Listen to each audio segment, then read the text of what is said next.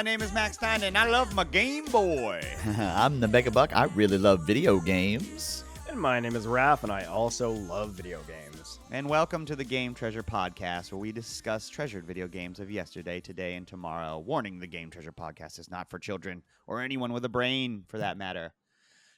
Wow, you guys did that simultaneously without planning it. Yeah, That was so good. crazy. Yeah, it was unplanned. If I you're went for the brain. watching this on Spotify or YouTube, that almost none of this show is planned. Basically, we put together a skeleton of an outline, and I don't tell these guys anything of what I'm planning to do. Basically, and they definitely didn't tell me they were going to do that. Today's episode is you could probably tell by the title. Another console carousel. Today's console carousel is slightly different. It's the handheld consoles.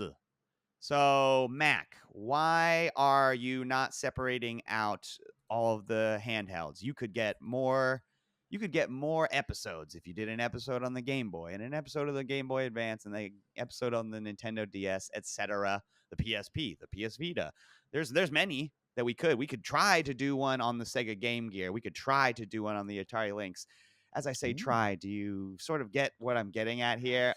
Listen, portable video games are in a league of their own because for the average regular person who doesn't have an older brother who's been obsessed with video games since 1985, not everyone has the privilege of getting handhelds, right? It's hard for the average person, if you have a video game console at home, to then tell your parents, also, I would like video games in the car, please. That can be hard. So some of us haven't been exposed to every console, and I just think that the content that we would make out of that would be shallow.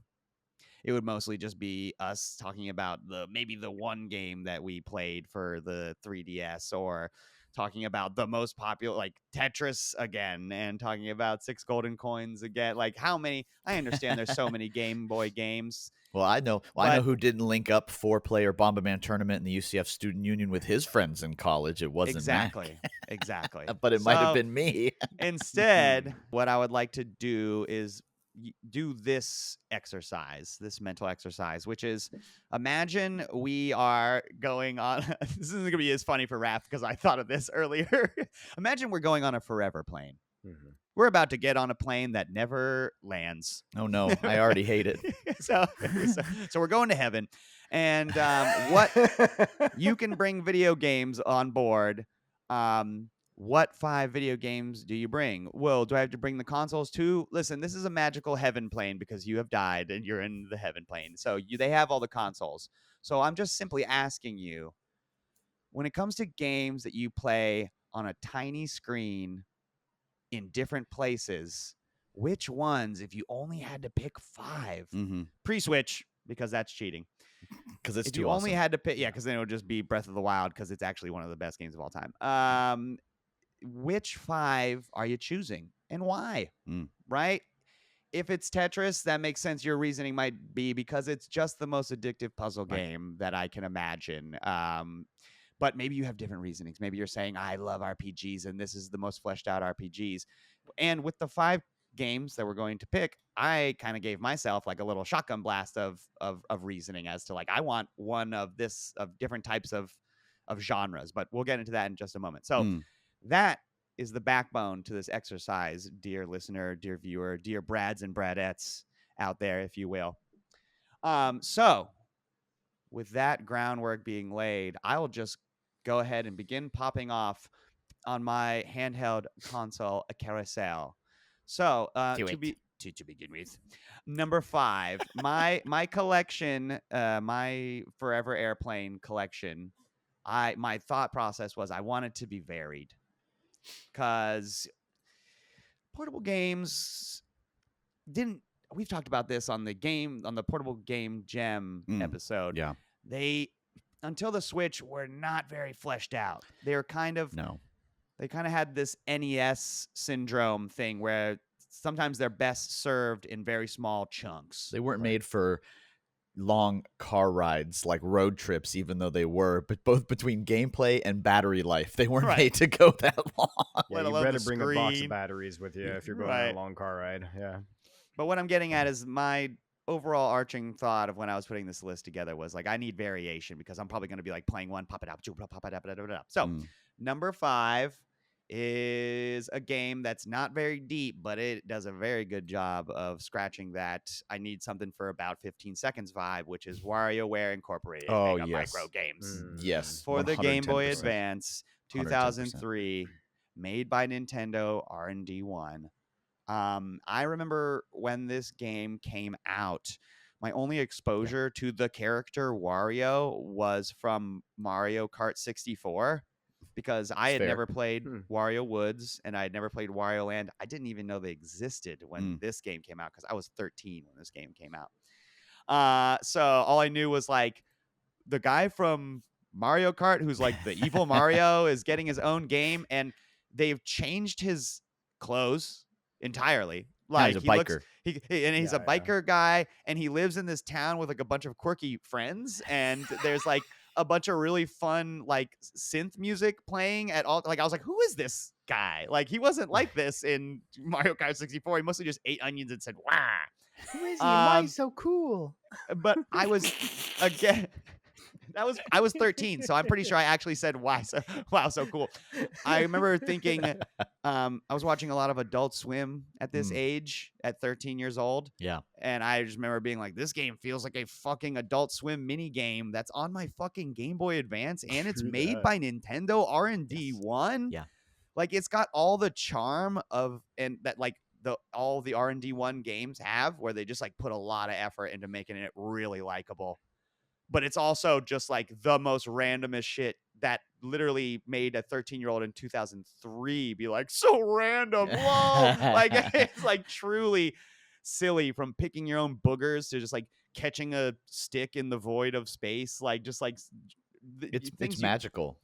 Can I already steal a game from your list? Because I mean, I love this game too. It's absolutely stupendous. It's perfect for on the go, like I said, because of its fast pacedness, and also it's got a lot of nice replayability because you have to unlock more mini games by completing the mini games at better and better times, and you get introduced to this new cast of characters from Wario's world that you're like, these are just like new guys that are like, this guy's like a inline skate wearing like spray paint guy that's like whatever. This guy's like a weird disco guy. You got this goth girl who turns into a bat. So it's like so many strange choices, and I was here for all of them.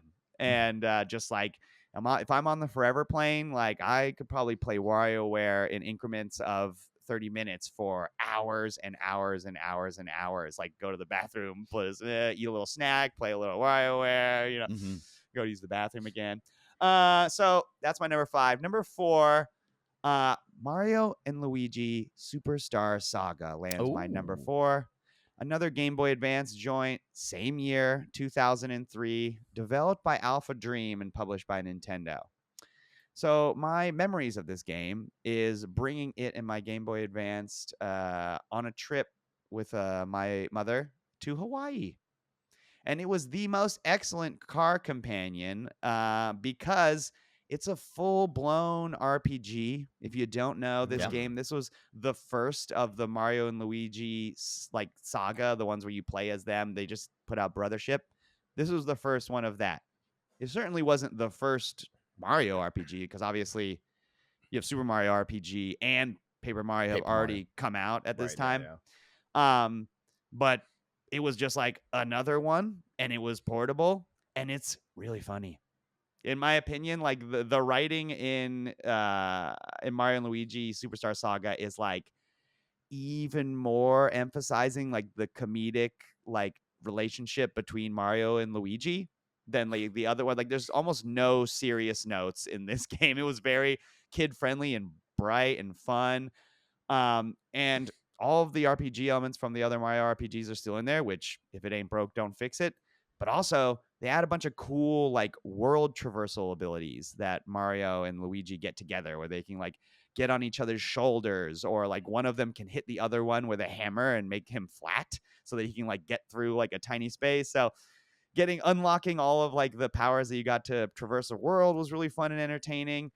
They get powers together like in combat where you have to use A and B to control Mario and Luigi like independently from one another. So there's like little mini games installed. Like it's just a very, very, very good RPG for the Game Boy that's colorful and it's got great Nintendo IP behind it.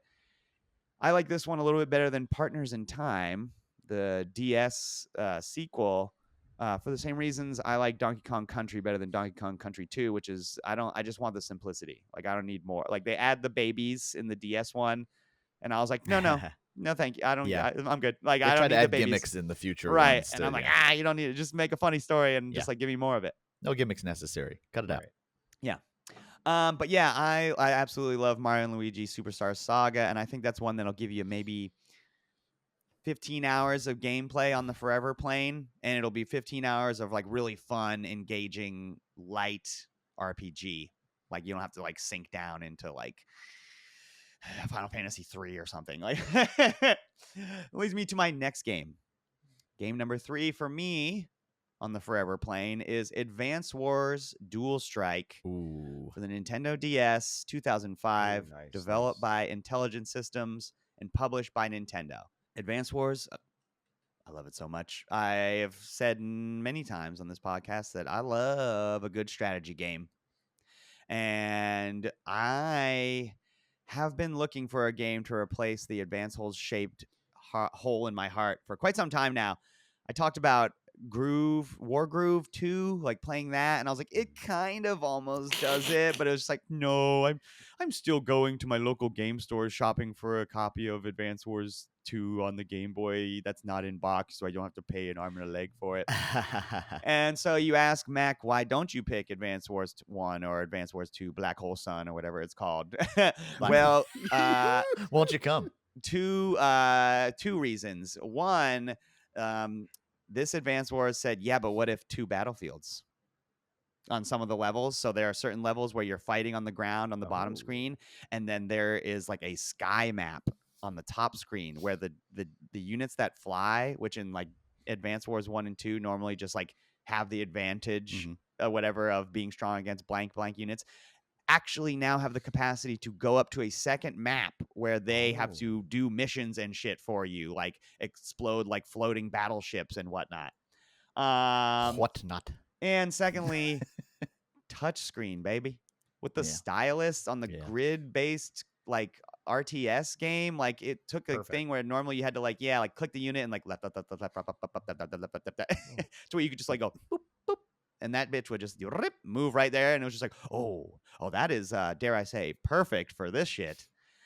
So yeah, Advance Wars Dual Strike, it's got a lengthy story mode that's filled with a bunch of different commanders that you can choose from, and they're all super kick-ass and have super good personalities and abilities and powers that are on theme like with themselves. That it's just like like the anime adjacent art style with that interesting thing where Japan is like kind of a little bit obsessed with war and like kind of like gamifying war. Like, yeah, it's really tastes just right. What did Raph say the other day? The game juice is so good. The game juice and is Advance delicious, Wars baby. Dual Strike for the Nintendo DS. And of course, let's not forget that this Advance Wars makes playing multiplayer against your friends a hell of a lot easier. Not that you have any friends in the Forever Plane, but I'm just saying it's another reason to have this one over the Game Boy ones. You don't got to have that link cable.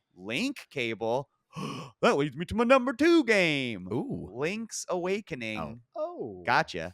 Link's Awakening DX for the Game Boy Color, 1998, developed by Nintendo R&D 2. This game is all the way at the number 2 spot because, like, it's a full-ass Zelda, y'all. Like, it's a all the way. Like, when I said Mario and Luigi is a full RPG, I mean, yeah, it's got characters and there's a story that gets told and it's got a beginning and middle and end. But this is like, before, at least, you know, obviously you can just get Ocarina of Time on the 3DS and fucking just play Ocarina of Time again. But it's like, if you haven't played Link's Awakening, like, it's its own story and it's good. Yeah. It's real good. Like, it's a full-ass Zelda complete with Zelda music and like fun Nintendo charm. Not to mention that it doesn't hurt that the whole game is basically loosely inspired by Twin Peaks. Like, just like with the Wait. yeah. I'm sorry, Google wait. it. This man loves What? his Twin Peaks analogs. I don't want to spoil. If you don't want me to spoil Link's Awakening, No, skip ahead don't. 6 minutes. But Oh my this god. this dreamlike town that you're in that is filled with characters like that, you're like, why is Yoshi live here? Why is there a change? Like normally there's just people in Zelda, you know what I mean? Like Hyruleans. But in this game, there's like stuff that doesn't is like so strange, and everyone talks strangely. They all talk like they kind of know they're in a video game, or like that they're like maybe in a dream or something like this. It's really cool, and it's just like it doesn't suffer from Game Boy, like where it's just like, oh, the controls are no, it's like, no, it's actually excellent. It controls just as good, if not better, than any of the NES Zeldas, and in my opinion, it also looks and sounds a hell of a lot better than any of the NES Zeldas. It's no, Link to the Past on the Game Boy Advance. I know you can select that, but I'm just saying, you've already played that game for the Super Nintendo. You should try playing Link's Awakening, because it's going to give you, if you take it slow because it's your first time, you might get 20 hours out of Link's Awakening, and you're going to get to the end of it and be like, hell yeah, forever playing. That was fun. That was fun. And also easy to play nowadays because it's got a save system. You can just press all the buttons at the same time. It'll save the game, and you can restart the game from the last door that you entered. So it was just like, oh, well, for the Game Boy, like, my goodness, that is incredibly useful. Thank you. I can't believe there is a whole ass Zelda game just waiting to be played out there. Link's Awakening DX, of course, being the one for the Game Boy Color that adds color as well. Love the color schemes on that shit. So that's my number 2. Fantastic game with like fully fleshed out like Zelda shit in there. Portable Zelda. Which leads me to my number 1 console carousel portable game that I'm taking on the forever plane. And this is kind of like cheating because this fucking bitch is jam-packed with not one, but 2 games. And one of them just happens to be one of the best games of all time. And I'm talking about Castlevania, The Dracula X Chronicles for the PSP. For the PSP. 2007, made by Konami, of course. Oh, yeah. Yo, this game is both Rondo of Blood and Symphony of the Night. Not only can you play the old Rondo of Blood, like if you unlock it, there is a 2.5D version of Rondo and Blood with remixed music. At this point in life, 2007, it was the first time Rondo and Blood had even seen an American release. Right. So this game was already cool for that reason, because it was like, oh shit, we get to play a Castlevania we haven't played before. Turbo Duo, right? Right. Turbo Duo CD. Dracula X. And so I was like, that was cool. And then when you actually played it, it was like, oh shit, it looks nice. At least it did at the time for the PSP. And they kind of remixed a little bit of the older school play style. So I was like, oh, cool. They've written a love letter to Castlevania and this old style of gameplay. But of course, thanks to the variety that I need on my forever plane, I'm like, or I can hop over to the best Metroidvania that has ever been made in Castlevania Symphony of the Night.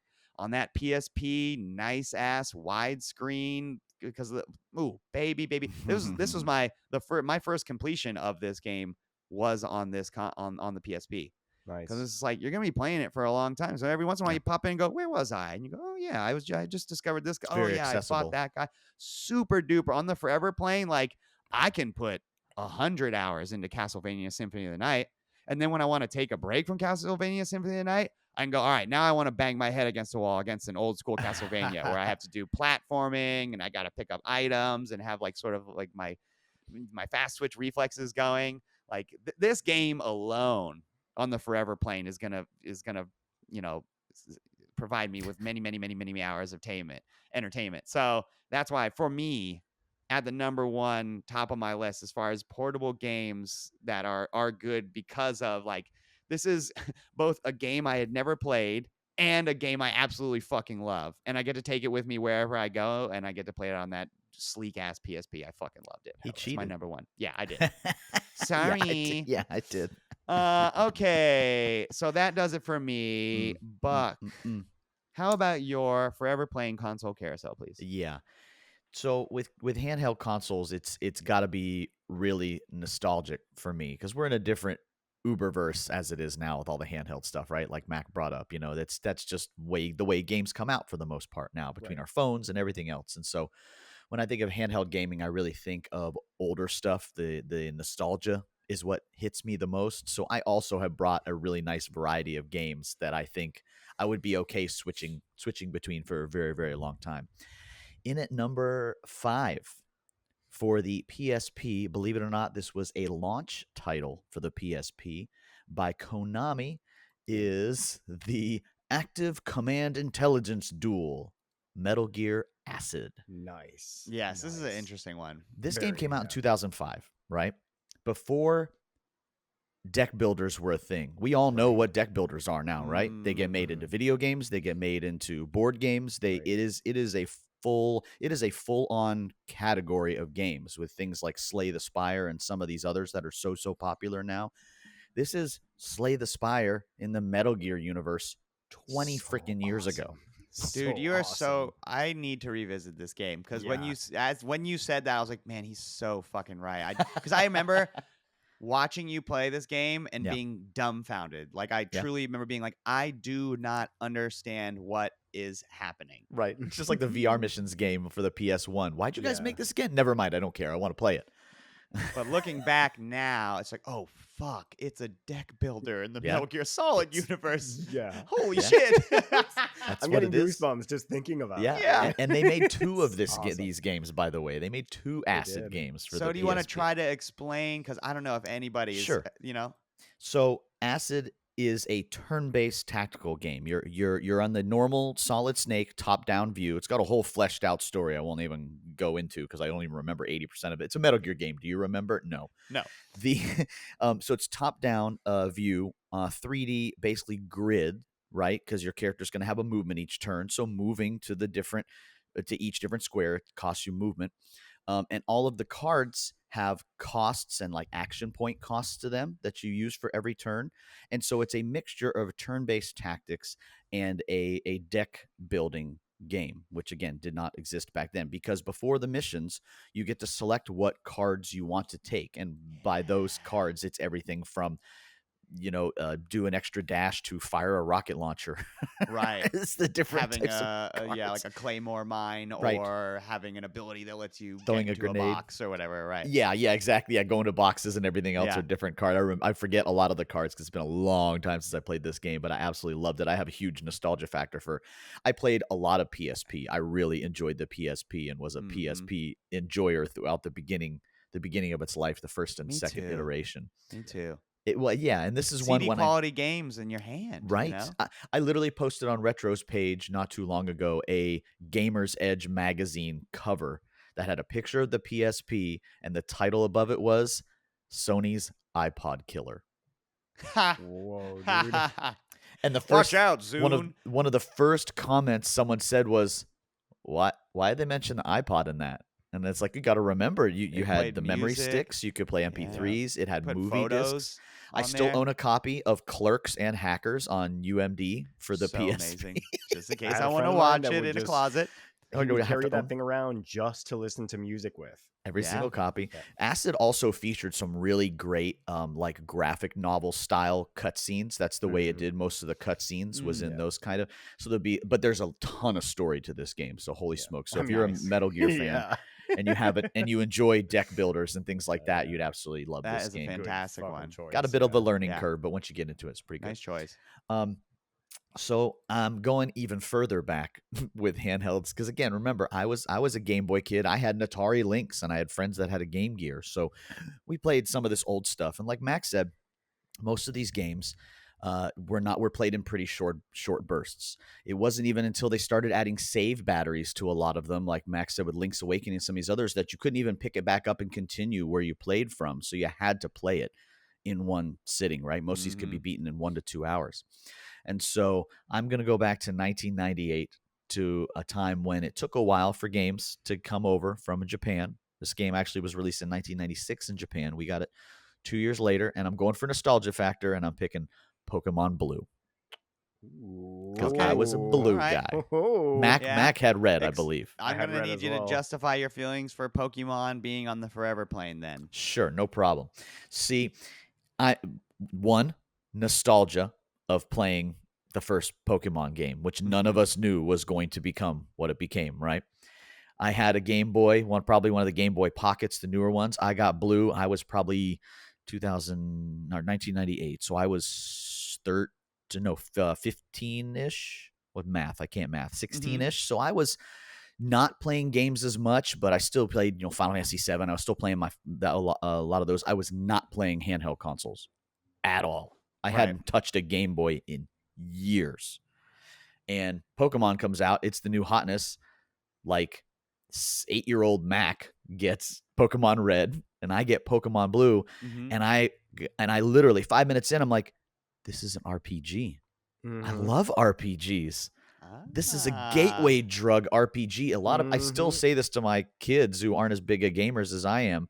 And my daughter, when she beat Pokemon Sun, and it was like, that's an RPG. It's a gateway RPG. Yeah, it's turn-based. Your Pokemon are party members. They have different moves. They have MP and HP. It's an RPG. And so I go with that because the nostalgia factor is really strong for me on that as well too. But I go to Blue because I have just the memories of playing that. Blue. It brings out really good memories and getting to play that. And we're going to the older stuff. I think I want the OG over anything else. I want Pokemon that go when they come out of their That's what I wanted to hear. That's honestly what I wanted to hear. Yes. Yeah. I don't need to tell you what Pokemon Blue is. You guys all know too, but that's part of the limit. And it was one of the first times that I went, holy crap, I just played a Game Boy for like 50 hours. Right. Like had never done that before. Who do you think your favorite Pokemon? Yeah. Who's your starter? It was Blue, so I probably started with Blastoise. A Squirtle rather. No matter what, right? Yeah. I kind of had. Do you have a favorite Pokemon?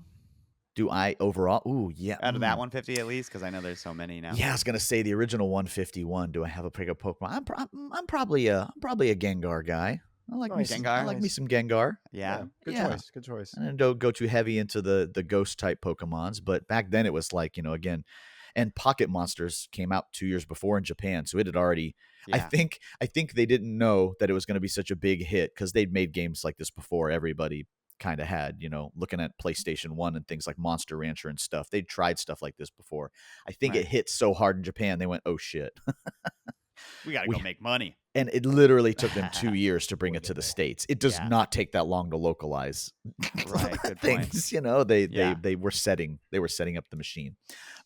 My number 3 game, I'm jumping back over and going ahead only a couple of years, believe it or not, to 2001. And I'm still in the same boat with Mac, but I'm doing it for different reasons. And I'm selecting Advance Wars 1.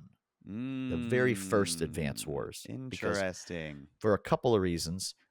One is a similar reason that he chose them, but he may not have known. That was that Intelligent Systems made the Advance Wars games, particularly the older system games. And they were almost one of those Nintendo second-party developers like we talked about before with like Retro Studios and making the Prime series. I mean, they literally started helping to make Famicom Disk System and NES games for the Nintendo. Yes. And they made a game that we never got, and that is Famicom Wars.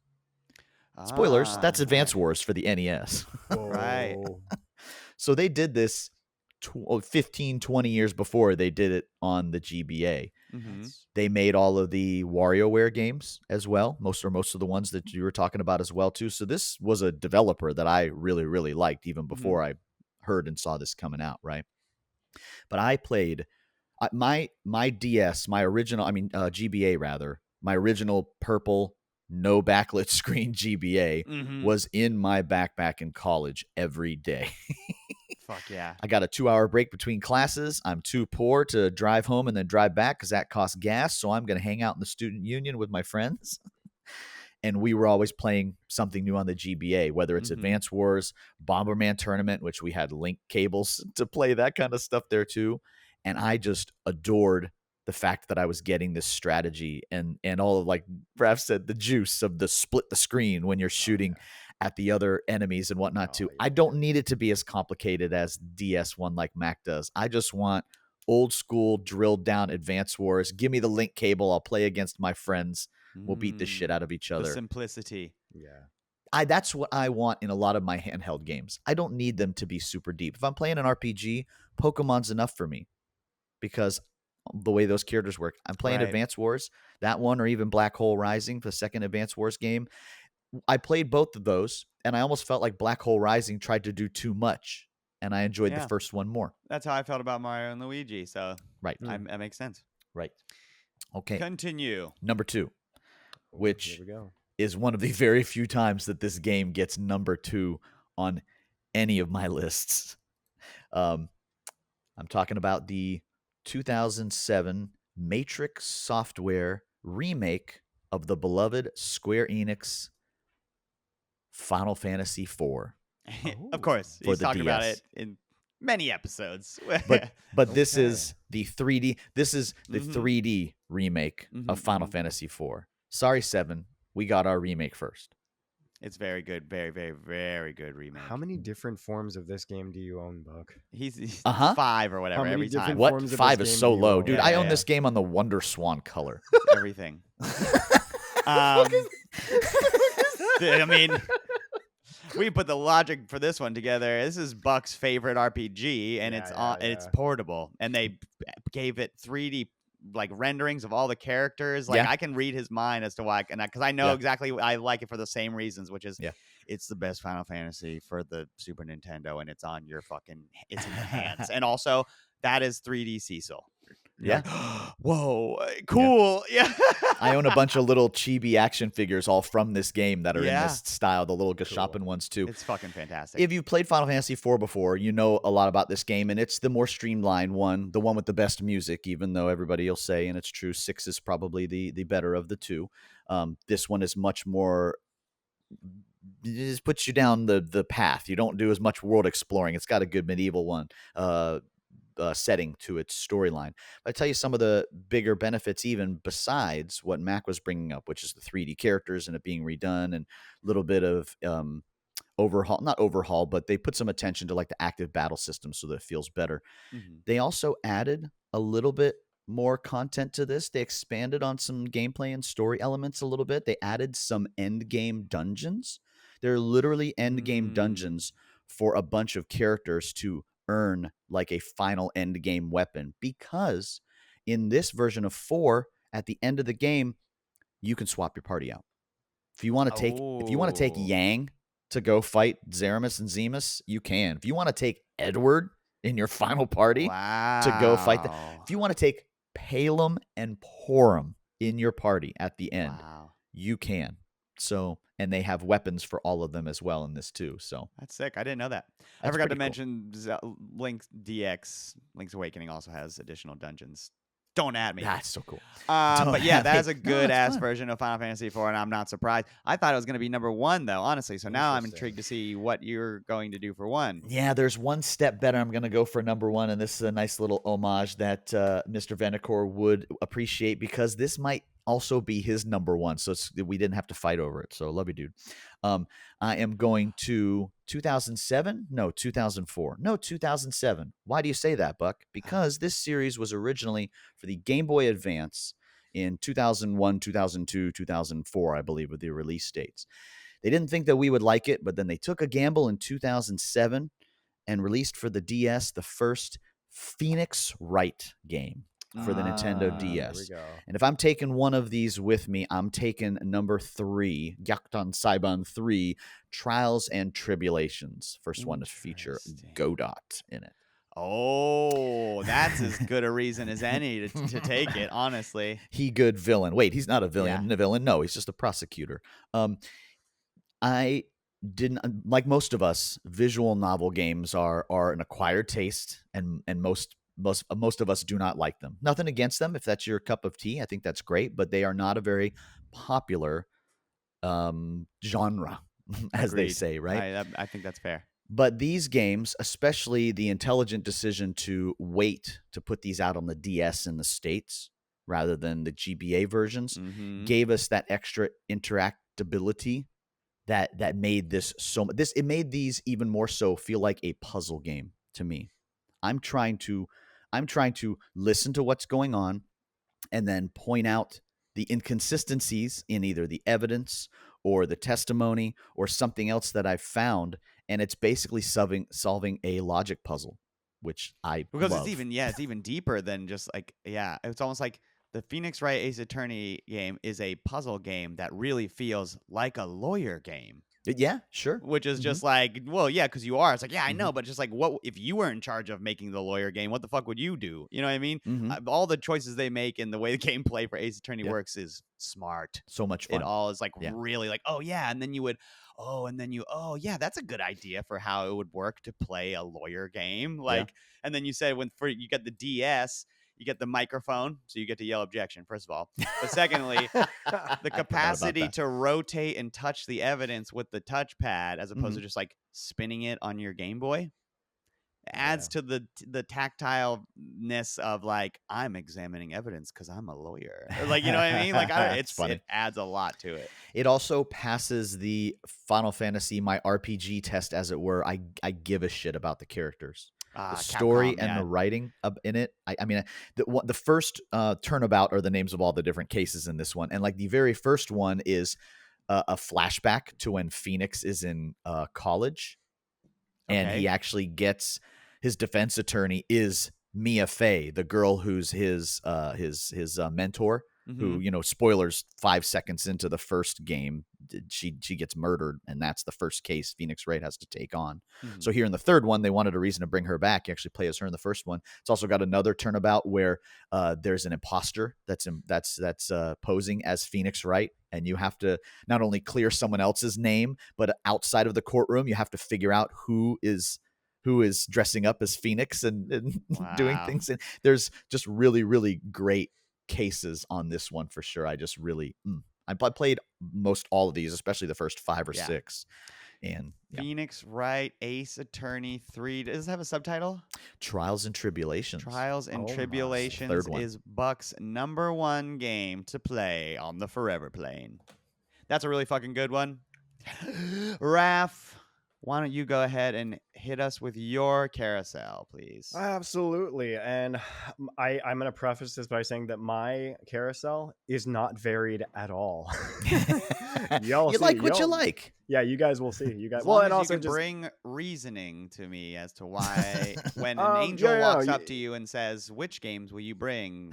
These are your 5 answers. Oh yeah, no, you'll see what I mean by the lack of variety. So my first one here is a game that was released for the 3DS in 2017, developed by Mercury Steam Games. It's Metroid: Samus Returns. Let's go. Hold it upside down. This is a remake of 2, right? A remake of 2, The Return of Samus.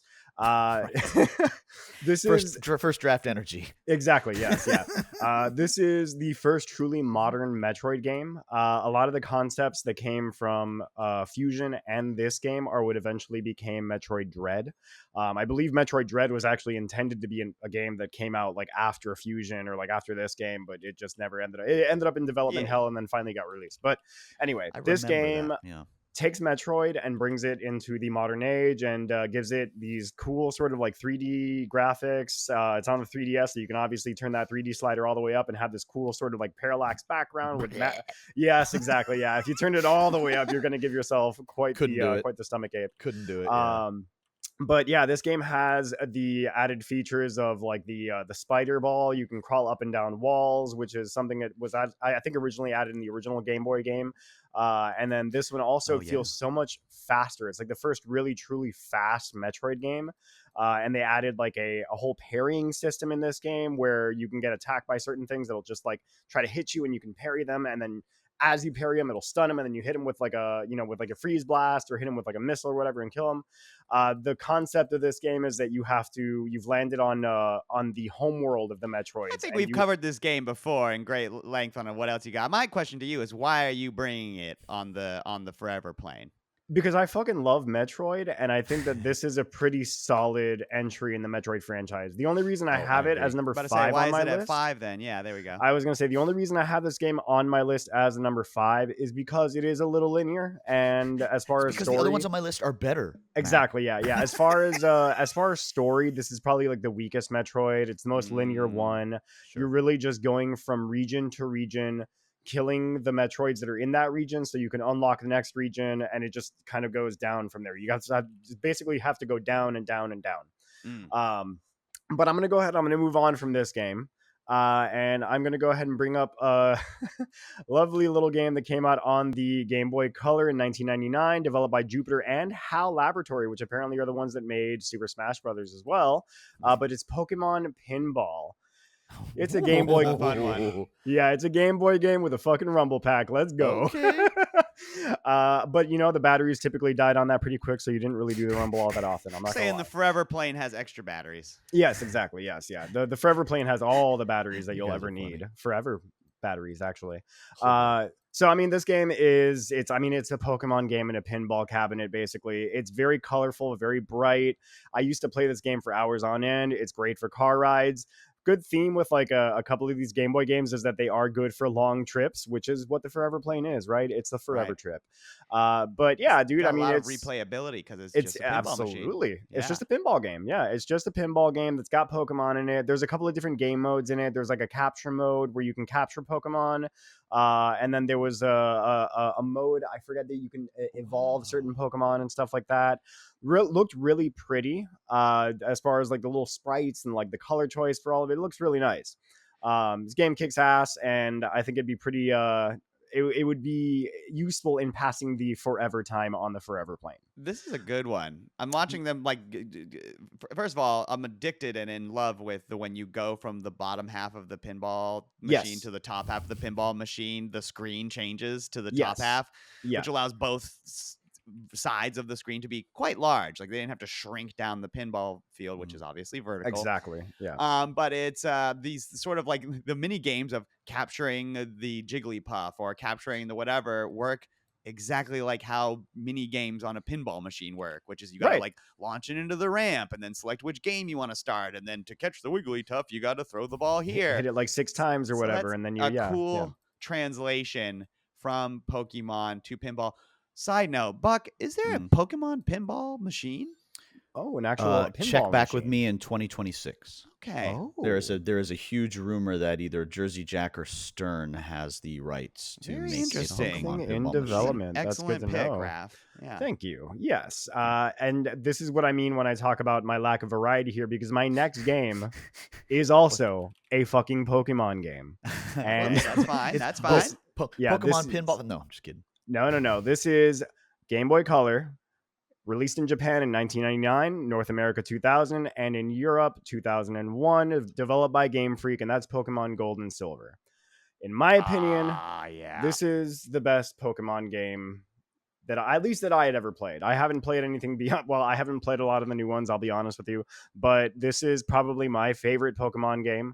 It's got an expanded roster of Pokemon, but it's not so overbloated like the modern games. Yep. You have the new region that you get to explore, and you get to go ahead and do all of the gym battles and all of the, Elite Four in that area. And then once you beat that, something like maybe 20 hours worth of content, you realize, oh my God, I'm only halfway through the game, because now So you get to good. go to the original Kanto region and you get to do their gym challenges and their Elite Four. And then you have truly beaten the game once you defeat Red from Pokemon Red. So fucking good. Yeah, dude. This is 2 Pokemon games in one, so that's an Yeah. excellent pick for the Forever Plane. I had forgotten that. It's been so long. This Yeah. game absolutely... I never was able to do it. I never was blew able my to do mind. that and then do the other region, but my friend Ah. revealed it to me and I was like, oh, fuck. It's a I whole gotta other go. game. Yeah, no, Yeah. it blew my fucking mind at the sheer hilarious. scale of this. Like, this is on a Game Boy cartridge. Holy shit. Not to mention fucking Totodile for life, bro. My favorite Pokemon of all I like time. Cyndaquil. Yeah? I'm a big fire God, I love Pokemon guy. Totodile. Yeah. Being a person native of Central Florida, I was like, they got an alligator Pokemon? Hell yeah. Let's go. But that's my number 3. That's a My good number one. 2. My number 2 is one that I have talked about before, and it's just something that's very near and dear to my heart. And this was for the original Game Boy, the Gray Brick, released in 1992/1993, because it was released in many different regions over the course of that year, or those 2 years. Developed by Nintendo R&D 1, that's Super Mario Land 2, the 6 golden coins. Ooh. We also talked about this Yeah. on the gems episode because it is Absolutely. quite excellent. Yeah, I've talked about this game many, many times. It's probably one of my favorite, if not my second favorite handheld game. Definitely my favorite Game Boy game. It got me through many, many a car ride as a wee lad. This is not necessarily even an easy game too. Like I had a pretty No, tough yeah. time as a kid playing this game. But I think, correct me if I'm wrong, but I think this might have been the first. Was this Wario was the villain in this one? I think, Right. right? Yeah, Yep. this might have been the first appearance of Wario. I'm pretty sure, right? I don't know. I have to check if Wario Woods came out before. Right. Yeah. That Yeah. would be the only other one I could think of. for But Super yeah, no, Nintendo. dude, this No. I NES? wish that I had a Game Boy now just so that I could play this game, because I'm pretty sure it's easy to get. I don't think this is a difficult game to find. They probably made a whole lot of copies of this because it was really fucking good. But yeah, dude, this game kind of spooked me as a kid. It's kind of weird. Like, it's a weird Mario game. It's different from other Mario games. You know, your goal is not to save the princess from Bowser. I don't even remember what the plot was, but like I remember you're fighting Wario. The enemies in this game looked weird. Everything about this was strange. The music was different. Very, very cool game. And honestly, for me, I'm bringing it with me because it's sheer nostalgia. And I'm going to get many hours of playtime out of this because I suck at it. So It's a hard platformer. it That's really true. is You a will hard get platformer. decent Like a amount lot of of Game Boy replay out of that platformers, they're alone. not exactly easy, honestly. No. Then you're going to become really good and become a speedrunner at it, though. Yeah, right. Yeah. Like, Thanks, that'll Forever be the Plane. day. That'll be the day. Okay, but my number one is, in my opinion, just one of the greatest handheld games ever made, and this is 2004's Game Boy Advance, developed by Nintendo R&D1, Metroid Zero Mission. Another one we've talked at great lengths. I'm going to need to borrow that one. Another one I can guess. Well, it's basically Super Metroid in your hands, so I'd assume Raph wants to bring it because it's really fucking good. It is very fucking good, but Simpsons it's really did it. For me, it's really it's because it's a remake of the original Metroid. It's a remake of OG Metroid with some added content and a little bit more context into Samus as a character, which I thought was kind of cool. This game is a masterpiece, in my opinion. It takes the already incredible Metroid and brings it to the modern day with a bunch of quality of life fixes. You get a map, you get enhanced visuals, you get supreme sound. Like, the sound in this game is fantastic. You know, like Super Metroid is alien. This is like Buck Rogers of the fucking 21st century. Just like like, you got like just crazy bombastic music. It feels really fun to play. You feel heroic as fuck. Hell yeah. You do the entirety of Samus's first mission on Planet Zeebs, and then you get to play that like additional Zero Suit Samus section, which in my opinion is really the only weak point of this game, is when you play as Zero Suit Samus. He hates variety. Have you? He noticed said it the theme before. yet? He said it before. Well, It's like, just you're funny because he's sneaking like, around. You're sneaking around. But I will say this: the Zero Suit Samus section prepares you for one of the most like satisfying moments in any like game that I've played, and it's when you get the fully upgraded like Zero Suit, or the fully upgraded Varia suit, and you are blasting away through these space pirates like they are fucking tissue paper. There's a section where you originally ran through this as Zero Suit Samus, and it was terrifying because you had all of these space pirates attacking you, and then when you run back, like, there's one of them that's just hiding in the shadows. It's just like hiding above you. Really fun little detail. But yeah, dude, I mean, this game has just like cool visuals too. It's got cutscenes in it, which I thought was really cool. You don't have that even in Super Metroid. You don't really have, like, you have a cutscene in the beginning and that's about it. But this has like this wild cutscene when like Ridley first shows up, and it's just like him just like flying at you and just dude, go see our game, our portable game gems episode if you want to hear Raph say all the things he just said again. Raph loves Metroid. Honestly, we know love Metroid. he wants to bring the best game. Metroid. He's going to be on the Forever Plane with 2 different Metroids. And 2 different good Pokemon games. Good luck to you, sir. That's what he said. He doesn't like variety. He just likes the one thing. I know. Give me bologna and cheese, man. I know please, what I with like. light mayo. That's it. That's fucking Hey, amazing. you know what? Bologna and cheese and mayo is delicious. Called it. Okay, I'm not surprised in the least, but it doesn't matter because that is the end of our console carousel.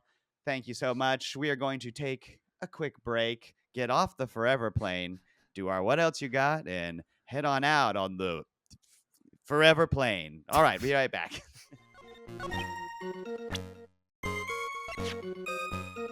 Objection! What else you got? That's me trying to turn the something into a jingle. Eventually, it to I'll be get like- someone to see. Yeah. Let's make it like What else Family you Matters. got? Yeah. The segment of our What show. else you got? That's Segment it. of our That's show, what I we can want. bring anything to the table, be it video game or otherwise. I shall go first. I have a video game. I got a tiny little video game. So, Steam. This game is developed and published by Mr. Morris Games Okay. of April of 2024. It costs $6.99, and it is Rusty's Retirement. I'm sorry. Wait, is this a job game? Do you do Almost. jobs in this? So Rusty's Retirement is an idle farming game with over 11,400 reviews on Steam with an overwhelmingly positive review. Whoa, dude. Overall. Okay. Suck that, Mr. Venecor. No, the catch to this game is it takes place in a window that is like 1/8 of your total screen. Oh. It literally exists in a window that you can adjust, but when I was playing it, had it only take up maybe like the bottom fifth of my top monitor. And it is a game where you have this little robot named Rusty, and he starts on this little tiny farm, and there's a crop of land like by him, and you have like a small amount of money, and it just says like, start farming the land with Rusty. And so you like say like, oh, okay, Rusty, why don't you plant some wheat there? So you click on the little wheat on the little sidebar here thing, and you click on the little plots, and then Rusty just putzes around, and he goes and he grabs the seeds, and then he goes and he puts them in, and then he goes to the well and he draws some water, and then he walks over there and he did it. So it's like you kind of like set it and then forget it, and then go do some shit, and then come back and, oh, the plants grew and Rusty harvested them, and now I got some extra money and some new this, and now like I'm gonna build. So cute. It's so fun, dude. So this all takes place in a little window, like in the corner of one of your monitors. A little baby ass like window at the that you can bottom, either yeah. set to be vertical if you want it on the right or left hand side of your thing, or horizontal on the Wow. bottom and top. Because you start with a tiny plot, but then if you middle click and scroll over, there's like more plot for you to get by like raising money, and then you can make your farm really big. And then there are like other robots that you can buy and build that will help you Fun. do the harvesting. And so you'll end up having a farm that's the entire width of your screen. It's just very, very micro. And it just, there's lo-fi chill beats to study / work to, like in the background by default that you can turn off, but it's just if you want to like whatever, be chilling. And then there's even like a focus mode that you can put the game in that makes everything that Rusty does and like everything that happens slower. So that you are not incentivized to check on it as much. So if you are trying to focus on your work, you set the game in focus mode and it slows the game down. The closest, I love this. Concept. It's so I good, love and this. it's $6.99, and so it's just like That's I was great. like taking notes, and it's like every once in a while I needed a break from taking notes. What's Rusty up to? And I'm like, oh shit. What you doing, buddy, Rusty? He finished planting all that corn that I had him do. I forgot about that. How like he's just waiting for you. I built a little bench so when he's not doing anything, he just sits down on the bench. I love it. You can set his priorities. You can like list them. So you just like, all right, your number one priority is moving product that needs to be moved from one place to another, then building, then watering crops, then planting crops, or like you can customize this priorities list for Rusty. There's two forms of currency. One where like you get money from growing vegetables and turning them in, or you can make biofuel by taking three different types of vegetables, and it's basically like you're biodegrading them. You're like putting them in a Makes sense. whatever you call those things where you have vegetables rot. Dude, I run a 3-monitor setup, and one of them is vertical and only has email and Discord on it. And this would be perfect for like For a chunk Rusty. of that screen. You know what? I'm gonna date myself, but this immediately made me think of cats, your computer Yes. pets from like the mid Yes. 90s. Oh my If god! you I guys don't know, this was obsessed with software. Cats and dogs. This Never is heard of software you could put on your computer, and a little cat would just play, or dog would just play around on your desktop. And it was the same thing. I'm doing work, I'm doing emails, and there's a little ball of yarn, and you could hit the yarn, and the cat would and then chase it, or you could pet Dude. the cat. I remember that so fucking vividly, and you are spot on. It's just like that. It's just like funny. that. It was some of the best $7 I've spent in a long time. So Yeah. go check it out on Steam. It's overwhelmingly positive. Thank you, Mr. Morris. Rusty's Retirement. Buck, you've got anything else for us this week? What do you guys want from Japan? Ooh, honestly, that is a good question. My While this mind episode jumps is to Actual living snacks. Pokemon. While this episode is airing, I mean, I will be I will be in Japan. Spoilers. We do these We just recorded ahead of this time, ahead right? of time. Yeah. Mac, all of Mac's editing doesn't happen magically overnight. He has to actually Yeah. like do work, so cut him some slack. But so what do you guys want? Yeah, my head instantly jumps to snacks because We're buying those anyway. That doesn't count. Okay, because I would say I've been like to many. I'm trying. That sounds like a dickhead. I've been to several countries. In Japan, He's a well-traveled man. Yeah. not Yes, because yes, of my own thing. This is absolutely my family's doing. But I'm just saying, Japan had the best fucking food and snacks out of any fucking. They whoop our ass with snacks, dude. Dude, you don't. It's so fucking good. You don't even know. Like, as part of Retro, I would subscribe to other subscription boxes to like just learn how other people did it and see if we can do anything better. And I subscribed to a Japanese snack box for like 3 years. Now we just buy all that when we go. Outside of that, the best shit that you get in Japan is just like shit you would never expect. Like you'd be like, just get me something with Evangelion, and then like you would return with like an Evangelion. The Tamagotchi. I got you the Tamagotchi last time. Exactly. Something where I went, I didn't know they made this. You know what I mean? But it's just like I was in a hobby shop, a Japanese hobby shop that sold Gundams and trains and Initial D cars and shit. And I saw that on a wall. I'm like, well, just got Mac something. I remember getting a gift for someone that was just like it was at the Hayao Miyazaki Museum, and it was a My Neighbor Totoro snow globe wind up thing that you could like wind, and it would play music. And I was just like, awesome. well, this is the best. I would have. How could anyone put this on there? Hey, get me this list. Yeah. But like, I'm looking at it, and this shit is tight as fuck. The most fun part about going to Japan is buying shit with your friends. A bunch of our friends are going. My wife, a couple of our friends, one of our B-Rads, and Mr. Venacor is going with us on that trip. Dude. So it's like, I'm not going to buy anything for them because they could buy it themselves. How about this? If they have anything Mecha Break related, get me that. Ooh. I remember when It's big over there. When I went to Japan, the Monster Hunter on the DS was popping. Speaking of portable games, and I brought that shit over there with the Street Pass and everything, and it was Monster Hunter everything. Now. Monster Hunter Now on your phone is popping over there. I've got hunts constantly when I was playing on the phone. I tell you what, though, the new Gundam series premieres next month. QXU, so there will be some new Gundam shit, and I don't know what the story is yet, but it looks like a high school or a school battle. It looks like they took the last one, the high schooly one, and mixed it with G Gundam, like fighting for your country and stuff. And there's already been a preview screen of some dude that looks like Char Aznavour. So like, all right, which one of you did this? Got to. I can look for some new Gundam. Well, shit yeah, for you. just pick me up something Gundam, Raph, get him something from Metroid. No, I'm just kidding. I tell you what, I can He probably wants- pull that off too. He wants a living Anything Super Pokemon. Famicom related would be cool, you know. Man, there you go. I tell you what, man, that is rough. Like you guys remember my first trip to Japan was 20 something years ago, and I went about 8 years ago. I went, and it was before people really started to realize Japan is the place to go.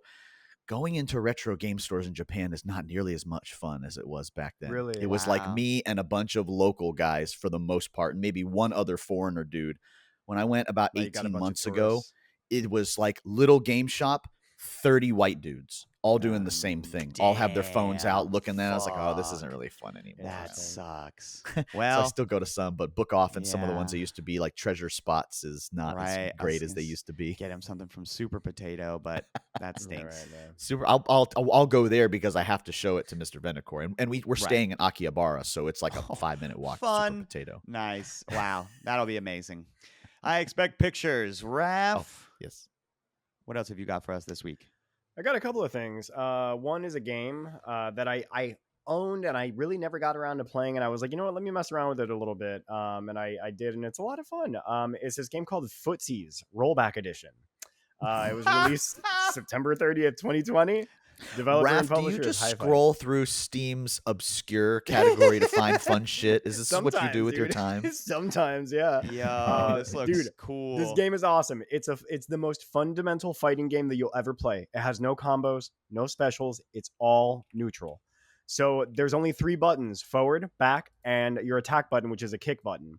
Those 3 buttons can be used together to do a few different things. You can do a standing kick, which is this low and slow sweep attack with a long range. You can push forward and kick, and you get this forward quick knee attack that's short but fast. And you can hold it and then release it to do this like high kick, or hold it, move forward and release, and you do an uppercut. Okay? So the only way to knock out your opponent is to do a hit confirm, where you hit with one, and then you do a hit again right when you confirm it, and then you do that knockout kick. Or if you hold the button down and you do one of those hold button attacks, it'll immediately knock him out. So this is just back. It's literally footsies. It's all in the just title. teaching you the very, very Yes. fundamentals of fighting good games. fighting game Yes. etiquette. It's only $3.99 and it's fucking fun, dude. Like I was playing around with this shit and I was like, this is You guys are amazing. funny. Like I just, like I was playing the arcade mode and like you have to, there's a mini game that teaches you whiff punishes and hit confirms and stuff Right. like that. It's very, very fun. Right. All the fundamentals of good fighting game basics. Whoa, Yeah, don't forget you got to hold back to block. And my favorite thing about this game is that somehow they fit the Raging Demon in here. I see So that. you could do Akuma's Raging Demon. It doesn't teach you how to do it, and I did it by accident. I think it's like forward and then double attack. I'm not sure, but I did the Raging Demon, killed the guy. It was great. Yo, This shit is a lot of fun. I know it's actually really, really fun. I was made like, by damn, this High is like Fight, developed and that's published funny. by High Fight. Yeah, I don't High own many Fight. fighting games on the PC. They're mostly console, so this says similar to game you've played and owned, Skullgirls. Yeah, right. Thanks, team. This is wow. yeah, so much fun. It's only $3.99, and it's just so like just Hilarious. pure fundamental fun. I mean, you can play it for a little bit, and then obviously it gets kind of. It's not something you play all day, but Sure. every once in a while, throw it down with a friend. It's good. Wow. Well, that's great. Magic. So the other thing that I wanted to bring up is also a game, one that I haven't played yet, but one that was recommended to me, and I was looking at it, and it looks kind of cool. I think it's multiplayer too. There's a demo out right now. It's not quite out yet. It's Oh, coming good. into So you know early something access. about it. It's called Schedule 1, and you are basically like it's like a drug dealer simulator. Okay. And I think it's multiplayer. Oh my god. We can play the demo Whoa. with people. Yeah, this Okay. looks crazy. Okay, hold on. Hold on. Yes. There- This game looks crazy. Wait. Yeah, this is. I don't. Oof. A little bit problematic. What with the thumbnail? You're a drug dealer. What color should we make the guy on the cover of the game? Ooh. Yeah, Yikes. yeah. But that aside, we have been watching a lot of The Wire, and this sounds kind of fun. Dude, honestly, and the idea of it being a multiplayer, and I think the demo is multiplayer too. I haven't had a chance to play it. I had installed it earlier, and I decided I'm probably just gonna fuck around with it a little bit. This but is yeah, Job Simulator, but you're making drugs. And you're on Exactly. a team. and you're on a like. team. This Yeah, is exactly. manufacture, distribute. Do people play as the cops as well? Like, I don't know. It Wow. says games that are relevant to I'm me gonna that get I've you played: guys. Payday 2 and Payday. Like And this, yeah, PUBG so- is what it says for It me. seems What like the I there's, see like, Sons of the Forest for some reason. I don't know why. I see a Breaking Bad setting, like Yeah. with an RV. You have the options of like growing weed or making meth. Yeah. This is so it's funny. Job So Simulator.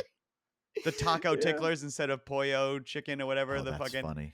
wow. Yeah, This is yeah. I have very no idea funny. what this actually like, what the actual gameplay of this game even like entails. But I'm gonna try it out. It looks Download stupid. Schedule 1 free Yeah. sample for free. Free samples. That's That's the so demo. funny. Yeah, Download.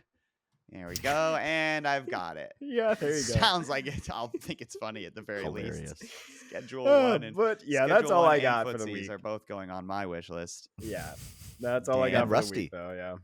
No, I got Rusty. That Oh, I shit know, is- but it's on oh, my yeah. wish list now. Actually, it's Well, in my cart. That is fantastic. Those are both really funny. What else you got? Thank you, Raf. But unfortunately, that is it for our episode, dear viewer or listener. That's right. You made it to the end of another episode of the Game Treasure Podcast. Congratulations. Here's your trophy.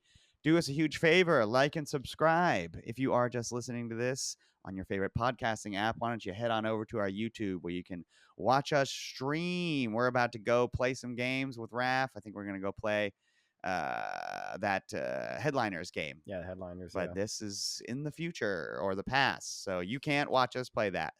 You can reach out to us with you can reach out to us via our email with any questions, comments, or games you'd want us to play at gametreasurepodcast@gmail.com. Head on over to our merch store and our Patreon. You can find those things at our linktree /the GTP. Our Patreon right now is populated with our UFO 50 Deep Dive series. So if you have played UFO 50 and you liked it, or you haven't played it and you're interested about learning about it without playing it, I will explain it to you. Don't worry. Go pay now for the price of a cup of coffee a month. You can get access to this dope stuff. We want to thank Crunkwitch for the use of our theme song, Clash of the Droids. You can find their music on Apple Music, Spotify, anywhere you can find music on the internet. And of course, we would like to thank RetroGameTreasure.com, owned and operated by the Megabuck himself. Retro Game Treasure is a subscription service that sends you custom boxes of video games every month. That's right, no more hunting, no more guessing, and no more wasting your time. Instead, you become a RetroGameTreasure.com subscriber, and then you have a wide range of video game genres and consoles to collect for.